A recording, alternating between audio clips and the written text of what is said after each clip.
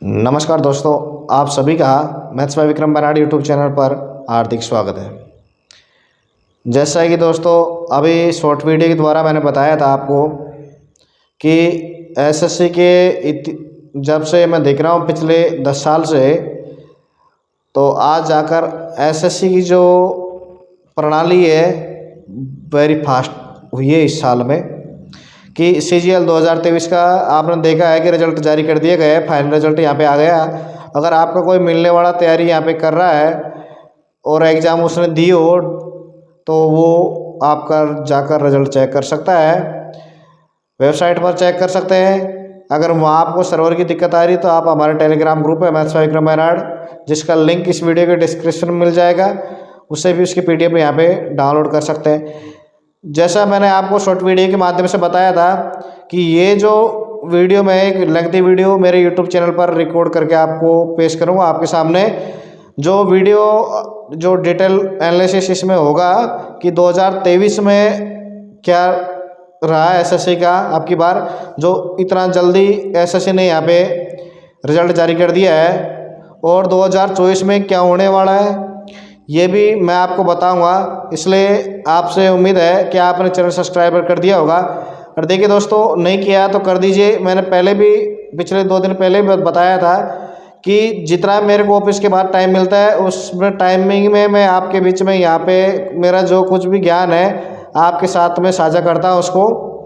और साझा करने का जो मेरा भी यहाँ पे कुछ उद्देश्य है, तो मैं आपसे उम्मीद कर रहा हूँ कि आप चैनल को सब्सक्राइब कर देंगे और अपना जो मैथ्स बाय विक्रम बराड़ परिवार है उसको 1000 के पार तुरंत यहाँ पे पहुँचा दोगे। मैंने बताया 2 दिन पहले भी, जैसे ही अपना जो ये चैनल है 1000 के पार यहाँ पे पहुँचेगा और मोनेटाइजेशन पे जैसे जाएगा ये, तो इसका नाम चेंज करके अपने एक प्लेटफार्म के नाम पे लाएंगे जिसका नाम BWMC प्लेटफार्म होगा। और ये प्लेटफार्म आपको तैयारी के लिए पूरी तरीके से सभी सब्जेक्टों की तैयारी के लिए मैं आपको उपलब्ध करवाऊँगा, ये आपसे प्रॉमिस है मेरा। इसलिए आप ज़्यादा से ज़्यादा लोगों के साथ में इसको शेयर कीजिए और अपना जो परिवार है उसको जल्दी जो मैं आपको बता रहा हूँ टारगेट उसको यहाँ पे पूरा करवाइए। देखिए अब बात यहाँ पे कर रहे हैं CGL की। आज जो रिजल्ट जारी किया है CGL ने, एसएससी ने CGL 2023 का, उसमें यहाँ पे रिजल्ट में क्या प्रोसेस रही है, रिजल्ट को किस प्रकार से इन्होंने तैयार किया है अब की बार जो इतना जल्दी यहाँ पे रिजल्ट यहाँ पे जारी कर दिया है, और इन्होंने कट ऑफ जो मार्क्स निकाले हैं उसमें क्या क्या कौन कौन से पेपर के इन्होंने नंबर इसमें जोड़े हैं, और कौन सी पोस्ट में आपको यहाँ पे टाइपिंग कंपलसरी थी, किस पोस्ट में यहाँ पे कंप्यूटर नॉलेज कंपलसरी थी, तो ये सभी यहाँ पे देखेंगे। मैं आपको मेरी तरफ से हर वीडियो में बोलता हूँ कि मेरी तरफ से यहाँ पे नमक मिर्च मसाला लगा के आपको कोई भी इंफॉर्मेशन नहीं दी जाएगी। आज जो यहाँ पे रिजल्ट जारी किया है उसका एक पेपर पेज है, PDF है, यहाँ पे 3 PDF आप जारी करी हुई है। List first and list second एक अलग है जिसमें अभ्यर्थियों के नाम है और उनकी रैंक दी हुई है और उनका सिलेक्शन किस पोस्ट पे हुआ है उस पोस्ट कोड वहाँ पे दी हुई है। 2 PDF के अंदर, और एक PDF है जिसमें पोस्ट कोड के जो पोस्ट है उसका नाम दिया हुआ है यहाँ पे, और यहाँ पे एरर का भी दिया है कितना % आपको मिनिमम मार्क्स चाहिए थे पेपर के लिए, और यहाँ पे दिया है कि इन पार्टों को आप क्वालिफाई करोगे, इसी के बाद आप दूसरे पार्ट में जाकर आपके जो नंबर है वो कॉपी चेक होगी। तो ये सभी मैं आपको बताऊँगा यहाँ पे। तो आपके सबसे पहले जो आप पैराग्राफ देखोगे यहाँ पे जिसमें स्पष्ट रूप से लिखा हुआ है कि जो आपका रिजल्ट यहाँ पे जारी किया गया था वो 19 सितंबर को प्री का रिजल्ट जारी किया गया था। और उसके बाद बात करें जो मेन से आपके एग्ज़ाम आयोजित करी गई थी यहाँ पे 26 अक्टूबर 2023 और 27 अक्टूबर 2023 को यहाँ पे आयोजित की गई थी। उसके बाद में इन्होंने जो बता रखा है कि एक जो as per para 16.6 of the notice of the examination based on the aggregate performance in section first and section second of paper first of tier second। यहाँ पे जो एग्रीगेट जो परफॉर्मेंस है अभ्यर्थियों की, वो जो पेपर फर्स्ट आयोजित किया गया था टियर सेकंड का, उसके सेक्शन यहाँ पे बनाए गए थे, उनके section first and section second को यहाँ पे इन्होंने शामिल किया गया है। अब यहाँ पे बोल रहे हैं candidate have been shortlisted for evaluation of section 3 किसके लिए, कंप्यूटर नॉलेज टेस्ट के लिए और model and data entry speed test के लिए।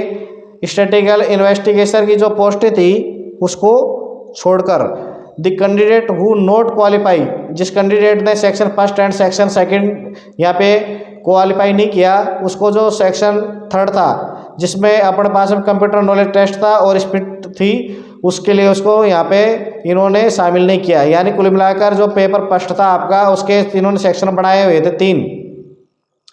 उसमें अगर आपने पेपर फर्स्ट का सेक्शन फर्स्ट एंड सेकंड अगर आपने क्वालिफाई नहीं किया तो आपको सेकंड जो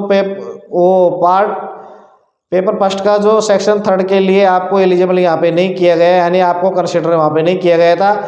और यहाँ पे जिस हिसाब से कि कैंडिडेट इन्होंने जो क्वालिफाई कर लिया था और उनकी कट ऑफ क्या रही है, ये भी आप मेरे साइड में जो चल रही है PDF, उसके अंदर आप देख सकते हो यहाँ पे कट ऑफ क्या रही है। ये मैं कट ऑफ आपको यहाँ नहीं बताऊँगा, आपको स्पष्ट रूप से दिखाई दे रहा होगा यहाँ पे स्क्रीन पर, वो आप देख सकते हैं। और इसके बाद में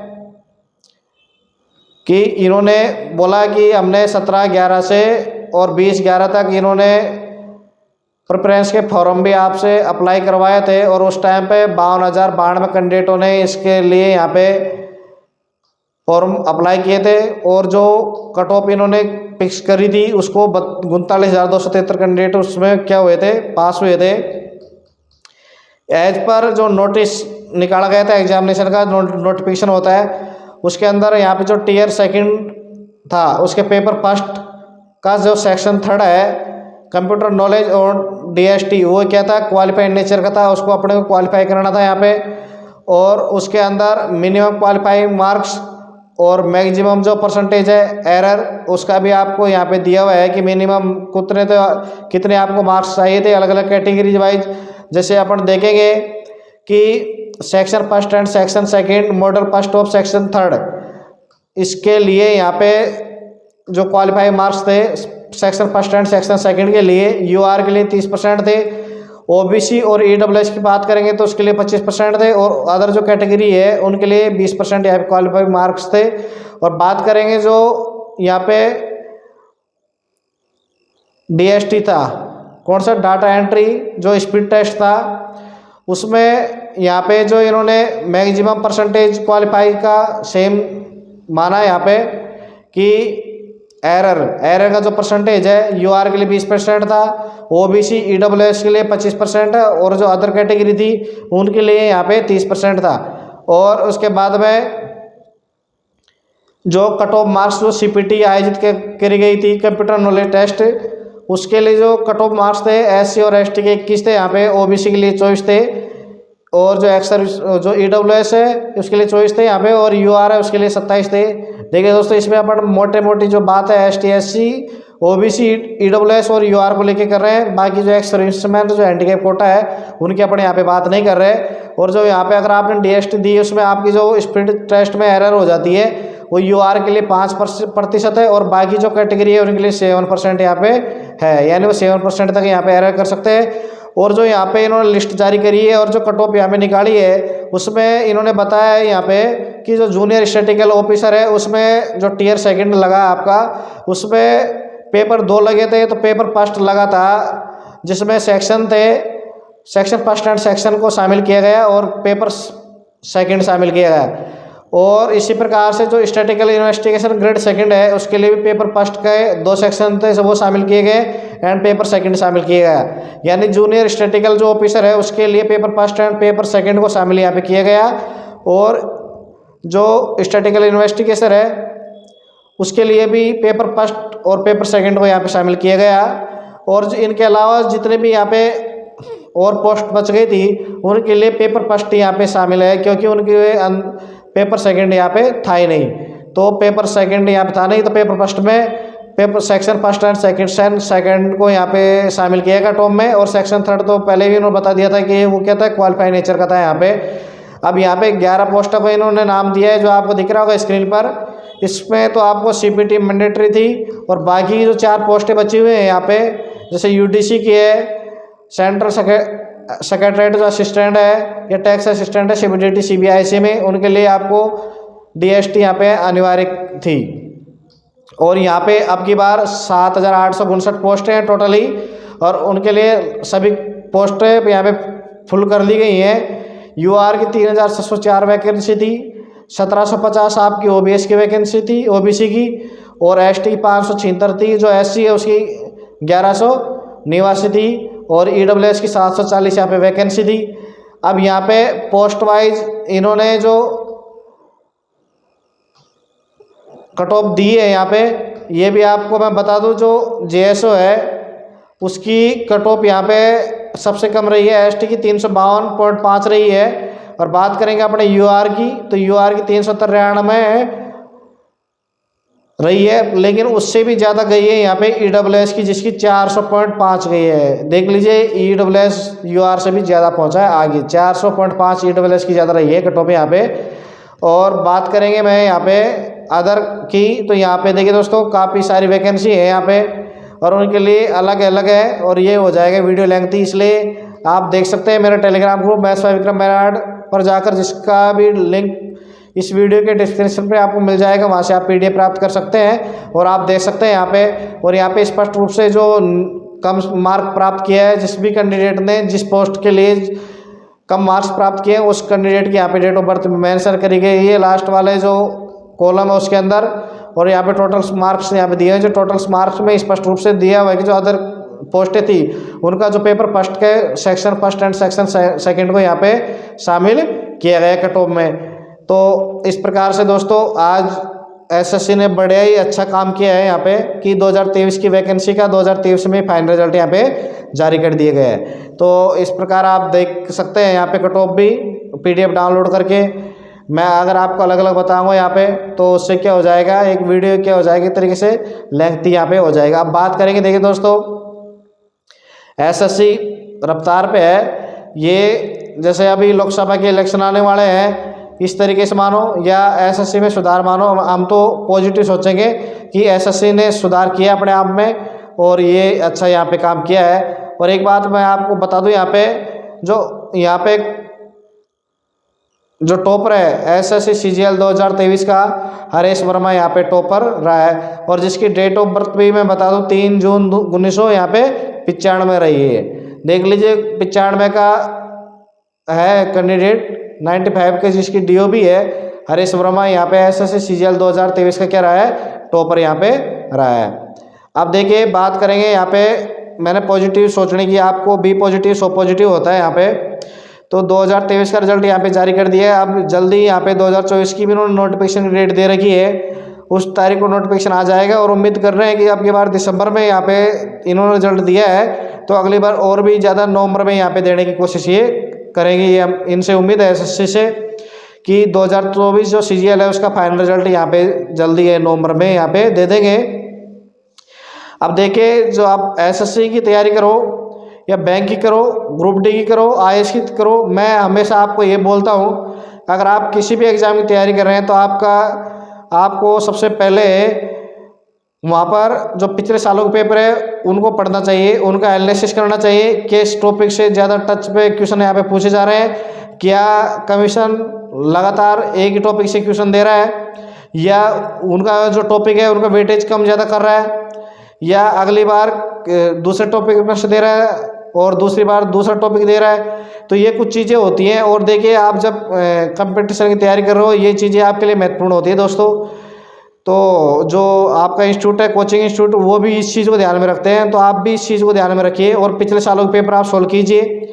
अगर आप 2024 के लिए तैयारी कर रहे हैं तो मैं आपको बोलूँगा 2022 और 23 की आप ज़रूर जितने भी पेपर सेट है यहाँ पे ज़रूर दीजिए आप। क्यों कि एसएससी ने भी बड़ा अच्छा यहाँ पे काम किया है। एसएससी परेशान हो गई थी 2021 तक, यहाँ पे कटों पे बहुत आसमान छूने लग गई थी, और एसएससी ने भी कहीं न कहीं जो अन्य प्रतियोगिता परीक्षा लेने वाले जो एजेंसी हैं उनसे कहीं न कहीं सीखा यहाँ पे। और यहाँ पे कुछ पार्टों में मैंडेटरी इन्होंने क्वालिफाई कर दिया। ये नहीं है कि आप इंग्लिश में इंटेलिजेंट हो तो आप अपना पोस्ट पा जाओगे, या मैथ में इंटेलिजेंट हो तो आप यहाँ पे अच्छा कर जाओगे, ऐसा कुछ नहीं है। आप यहाँ पे अच्छे ही इन्होंने कोशिश करी है कट ऑफ को कम करने की, और यहाँ पे इनका भी है कि हमारे पास भी मल्टी टैलेंटेड उम्मीदवार यहाँ पे आने चाहिए, इसलिए वो उन्हीं उम्मीदवारों का सिलेक्शन होता है जो सभी सब्जेक्टों में बराबर की यहाँ पे पकड़ रखते हैं। इसलिए तैयारी करते टाइम पे आपको सभी सब्जेक्टों को यहाँ पे संभाल लेके चलना है। और वो तो आपका जैसे इंटरेस्ट है उसी हिसाब से, पर ऐसा भी नहीं हो कि जो मेरे क्वालिफाइड नेचर के उनको मैं क्वालिफाई नहीं कर पाऊँ, तो फिर आपका तैयारी करने से आपको कोई मतलब नहीं है। इसलिए सबको आप लेके चले साथ साथ में, जिसमें आपको इंटरेस्ट है, जिसमें स्कोर आपको अच्छा करना है उसमें उसको भी करिए, लेकिन आप एक को बिल्कुल भी छोड़ के मत चलिए। क्योंकि वो क्वालिफाइड नेचर का और उसमें अपन फेल हो गए तो आपकी तैयारी कोई मतलब यहाँ पे नहीं रहेगा। और दूसरी चीज़ मैं आपको यहाँ पे बताना चाहूँगा, अगर आप पिछले साल के पेपर देख लिया, आपने एनालिसिस कर लिया और उसको सामने टेबल पर रखिए, चिपकाइए और डेली उसको देखिए, और उसके बाद में आप पिछले साल के पेपर पढ़ लिए और आप फिर आप क्या करिए, प्रैक्टिस दीजिए डेली डेली। अगर आप दिन में एक एक पेपर प्रैक्टिस दोगे ना एसएससी में, तो एसएससी और बैंक तो सबसे ज़्यादा प्रैक्टिस मांगता है। जैसे राजस्थान गवर्नमेंट की है, उनमें अपन को एग्जाम में काफ़ी टाइम रहता है, तो उनमें तो आपके पास नॉलेज रही तो आप आराम से टाइम में क्वेश्चन के आंसर दे सकते हो। लेकिन एसएससी बैंक का टाइमिंग का अभाव रहता है इनके अंदर, और तो ये तभी आप संभव है इनमें ज़्यादा से ज़्यादा क्वेश्चन कर पाना जब आप यहाँ पे घर पे डेली आप प्रैक्टिस करोगे। और देखिए दोस्तों, आपको खुद को मेहनत करनी है। यहाँ पे टीचर एक गाइड कर सकता है, इंस्टीट्यूट आपको एक हेल्प कर सकता है। वो आपकी जो गाड़ी है, रफ्तार है, गाड़ी के धक्का लगा देगा, मतलब जो गाड़ी की आपकी स्पीड पिकअप करवा सकता है। कोचिंग इंस्टीट्यूट का काम ये है, लेकिन गाड़ी स्टार्ट करके आपको स्टीयरिंग आपको खुद साधनी है गाड़ी की खुद की। इसलिए आपको खुद पढ़ाई करना है। आप भले कितने प्रतिष्ठित कोचिंग इंस्टीट्यूट में चले जाओ या नाम से आपका सिलेक्शन हो जाएगा, ऐसे बिल्कुल कभी भी नहीं होगा। आपको तैयारी खुद को करनी पड़ेगी।